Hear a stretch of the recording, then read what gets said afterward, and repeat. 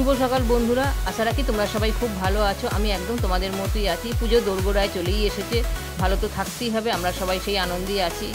और देखो एखाने जखन ढेঁড়স देखाচ্ছি बुझेই নিয়েছো আমি কোনো একটা রেসিপির ভিডিও শেয়ার করব। আর ওখানে 250 গ্রাম মতো ঢেঁড়স ছিল। আর দেখো আমি যেহেতু এটা আমি কাটবো রেডি করেছিলাম, কিন্তু আমার মেয়ের ইচ্ছা গেছে ও কেটে দেবে। দেখো ও কাটছে ঢেঁড়সগুলোকে, ঠিক যেভাবে আমরা ভাজা করার জন্য যেভাবে কাটি আর কি, সেইভাবেই আর কি ঢেঁড়সটাও কেটে নিচ্ছে।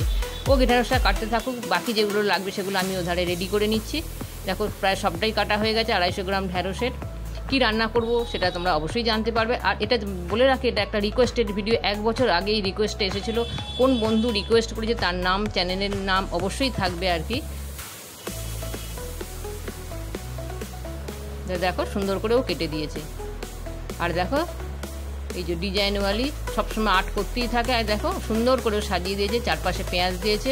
এখানে তোমাদের বলে রাখি, আচ্ছা এটা দেখে মনে হচ্ছে পোস্ত, এটা কিন্তু পোস্ত না। তোমাদের অবশ্যই বলবো এটা কী দিয়ে রান্নাটা করছি আর কি।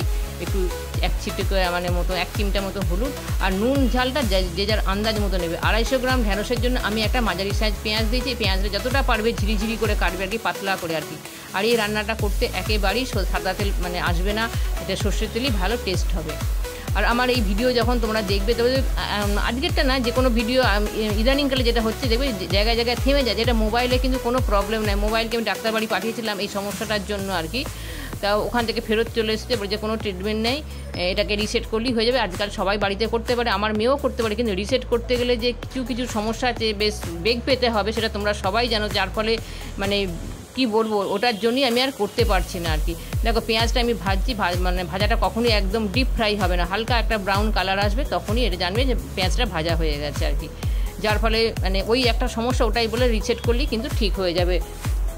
দেখি কবে করি, মোবাইলে রিসেট করব না আমাকেই রিসেট করতে হবে আমি জানি না। যাই হোক, পেঁয়াজ দেখো অলরেডি ভাজা প্রায় হয়ে এসেছে।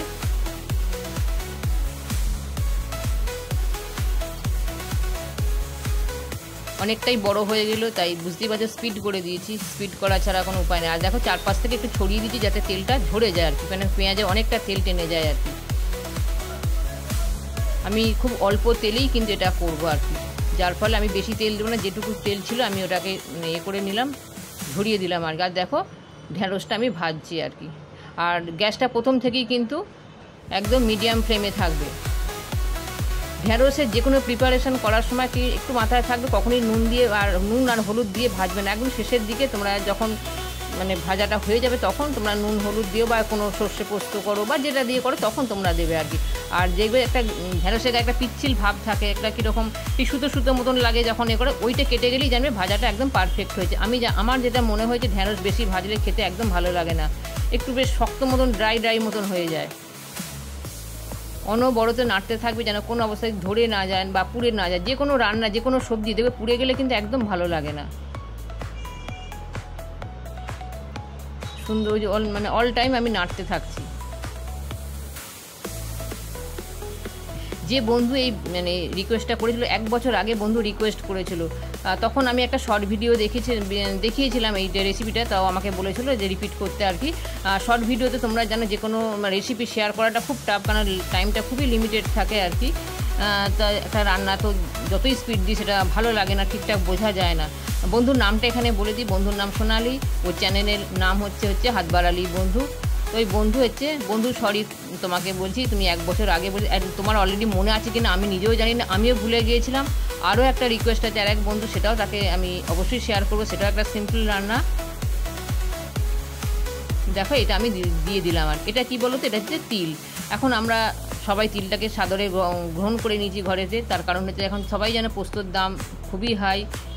তা পোস্তর দাম হাই হয়েছে ঠিক কথা, মানুষ তো খাওয়া, দেখো যে যেটা খাবে সেটা কমানো যায় না। হয়তো আগের থেকে একটু ঘন ঘন খাওয়া হতো, সেটা একটু কমে গেছে। কিন্তু দেখো পোস্তর এত দাম, কিন্তু পোস্ত আমার যেটা মনে হচ্ছে পোস্তর কিন্তু আগের মতো কোনো টেস্ট পায় না। সে জেকের পোস্তই খাই আর লুজি খাই, আমার বাড়িতে জেকের পোস্তই আসে কিন্তু কোনো টেস্ট পাই না আমার অন্তত লাগে না, জানি না কার কীরকম লাগে। আগের যে স্বাদ পেতাম বা পোস্তর কি সুন্দর বাড়িতে রান্না হলে তার বাইরে থেকে গন্ধ চলে আসতো, সেটা কিন্তু এখন একদমই পাওয়া যায় না। আর এই যে তিল পোস্ত, পোস্ত না, এটা শুধুমাত্র তিল দিয়েই করলাম। ঝালটা যার যেরকম পছন্দ সে সেরকমভাবে খাবে। আর দেখো অল্পই জল দিচ্ছে, আর একটু জল দেখো রাখা আছে, একটু গরম জল। আমি বাটি ধোয়ার জলটা জাস্ট সামান্য একটু দেওয়া, ভাজার সময় মানে 50%-এর ওপর নরম হয়ে গেছে। এবার এটা দিয়ে জাস্ট 5 মিনিট আমি এটাকে মানে কি সিদ্ধ করবো আর কি। সেই মতো তোমরা দেখতেই পাচ্ছ খুব অল্প করে আমি করেছি। আর আমার একটু ভুল হয়েছে, ভিডিও করার সময় সবসময় মাথায় থাকে না, আমি একটু জুম করে দেখালে খুব ভালো হতো আর কি, মানে ঢ্যাঁড়সটা যেভাবে আমি ভেজেছিলাম আর কি। আর দেখো জলটা অনেকটাই শুকিয়ে এসেছে, প্রায় শেষের দিকে।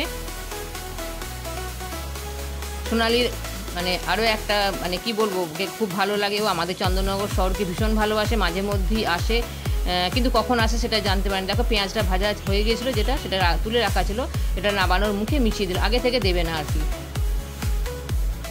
সোনালি আমাদের চন্দননগরে যে গঙ্গার ধার, আমাদের যে বিখ্যাত স্ট্যান্ড রোড, ওখানে আসে, ওর যখন মন চায় বন্ধুকে নিয়ে চলে আসে। জগদ্ধাত্রী পুজোও নিয়মিত দেখতে আসে, জলশ্রীতেও রিসেন্ট খেয়ে গেছে ওর ভিডিওতে সেটা দেখেছি। তো কিন্তু আমার সঙ্গে দেখা করার সুযোগ ওর হয়নি, বা কোনো রকম আসলে যোগাযোগটা নেই, মানে পারস্পরিক কীভাবে যোগাযোগ আদান প্রদান করব সেটা ওর কাছেও নেই, আমার কাছেও নেই, জানি না সেটা হবে কি না। তবুও সোনালিকে বললাম যদি পারো তো চেষ্টা করো আমার সঙ্গে দেখা করো, তুমি তো প্রায়ই আসো যখন মন চায় চন্দননগরে।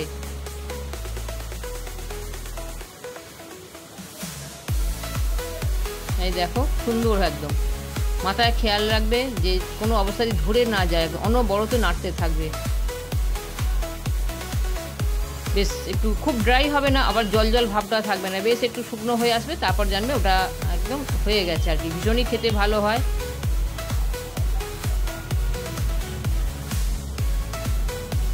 অলরেডি আমার হয়ে গেছে।